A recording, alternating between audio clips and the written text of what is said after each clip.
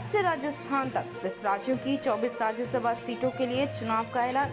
जानिए कब होगी वोटिंग। Rajya Sabha elections 2026 date.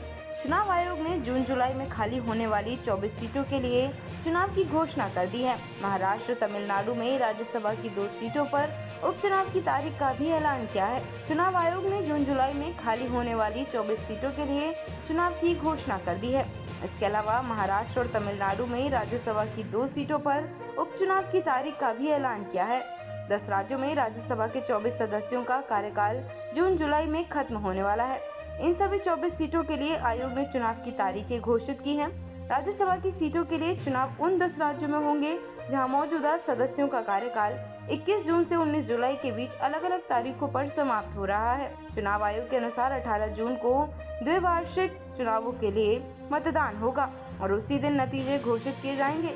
चुनाव आयोग 1 जून को नोटिफिकेशन जारी किया जाएगा। 8 जून नामांकन दाखिल करने की आखिरी तारीख रखी गई है।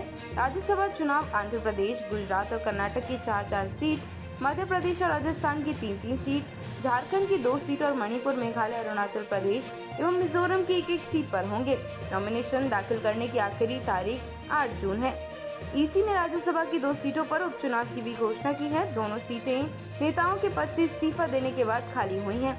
महाराष्ट्र में सुनेत्रा पवार के इस्तीफे के बाद राज्यसभा की 1 सीट पर उपचुनाव कराया जाएगा। उनका कार्यकाल 4 जुलाई 2028 तक था, लेकिन विधायक बनने के बाद उन्होंने 6 मई को पद से इस्तीफा दिया था। वहीं AIADMK नेता CV षणमुगम ने 7 मई को तमिलनाडु विधानसभा चुनाव में मेलाम क्षेत्र से विधायक बनने के बाद राज्यसभा सदस्यता से इस्तीफा दिया। उनका यह कार्यकाल 29 जून 2028 को समाप्त होना था।